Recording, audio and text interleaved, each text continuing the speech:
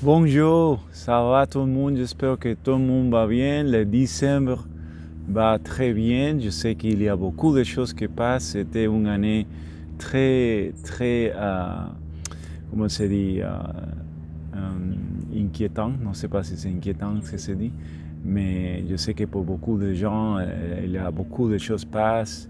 On a encore les situations avec les pandémies, différents types de situations. On a prêt à les... je sais qu'ici en la France, la élection présidentielle aussi, je regarde dans la nouvelle tout ce qui passe et tout ça. Je apprends de la France, c'est très intéressant. Pour moi, c'est tout très intéressant. Les différentes manières de penser. En même temps, c'est la même manière de penser de beaucoup de pays, de différents types de gens. Tout ça, c'est très intéressant et marrant aussi. On a la CAP, je le dis tout le temps CAP, parce que je pense que c'est très joli Cap Ferret. Et c'est comme ça. Là-bas, la dune del Pilar, c'est si vous regardez des vidéos et vous jamais avez visité cette région de Nouvelle-Aquitaine, la région de Cap Ferret, je le recommande que vous le faites parce que c'est un endroit spécial. Je l'aime beaucoup. Je l'avais dit ça d'abord. Déjà, je vais lire d'ici avant, mais je pourrais lire d'ici tous les jours parce que c'est très joli. Les maisons sont encore plus typiques parce qu'il y a autres endroits qui sont bien, sont jolis, mais il y a beaucoup de construction, les bâtiments ont changé beaucoup. Mais ici, je note que les maisons et tout, ils continuent à faire très typique. Encore, c'est une ville de pêcheurs, huîtres, et aussi beaucoup de vacances viennent ici. Je continue à lire Insoutenable Paradis por Gregory Puy. Pour ceux qui ne me connaissent, je suis Manny, el boricua français. Et il y a un jour en la semaine que je parle en français et je lis en français. Mon langue natale, c'est espagnol. Et mon deuxième langue, c'est l'inglais, parce que comment? Anglais. L'anglais, parce que j'ai aussi habité pour beaucoup d'années en les États-Unis. Et je parle mon français comme ça. Je suis français pour ma femme. Je suis aussi étudiant français aussi. Et je apprends beaucoup de choses de la France. Je visitais la France beaucoup avant. Mais maintenant, on habite dans notre camping-car avec notre deux chats. Et je parle des choses qui nous passent, notre vie. Et je aussi lire en français un livre et je parle avec vous. Okay?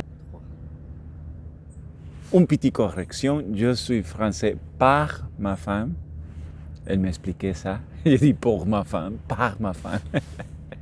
Je voy a lire maintenant.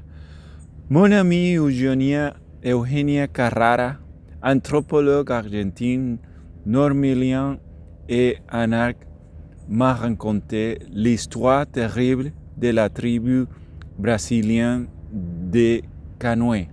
Les hommes de cette tribu, d'une cinquantaine de personnes vivant près du fleuve Oméré en Amazonie, sont partis il y a quelques années pour chercher une manière de faire survivre leur peuple par des alliances et des mariages extérieurs.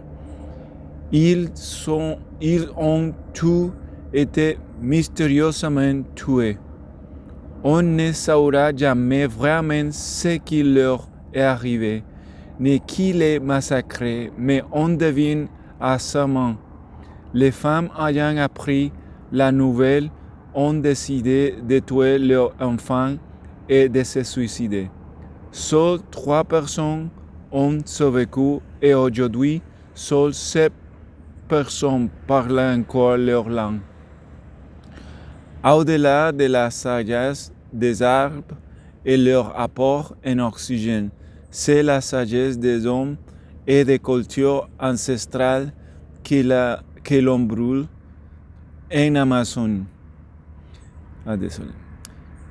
Ces tribus sont soumises à la pression et à la violence des bûcherons illégaux qui les chassent afin de vendre plus de bois ou créer des monocultures de soja, par exemple. Vous vous souvenez sans doute de nos poulets nourris avec de ces soja que j'évoquais précédemment. Nous portons une part de responsabilité par notre simple mode de consommation et par nos choix non éclairs ou trop rapides.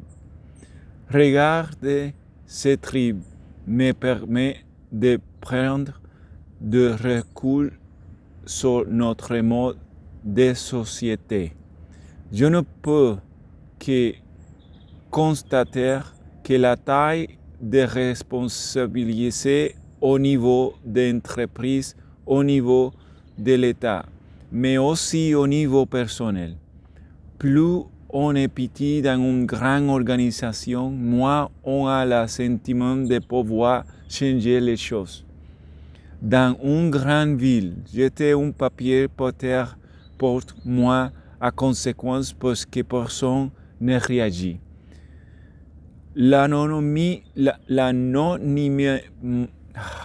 L'anonymat évite la culpabilité. Quand le reste du monde m'est indifférent, quelles conséquences peuvent avoir mes actions? Quand je vois des gens sur la plage balancer des emballages en plastique, ça m'horripile.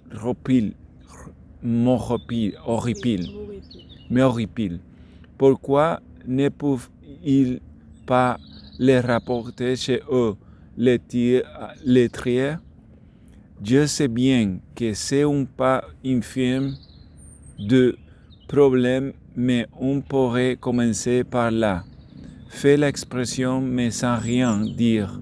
Ramasser un papier qu'une personne vient de jeter à terre. Vous le faites culpabiliser, vous ne serez alors pas à l'abri de ses remarques, voire de sa colère.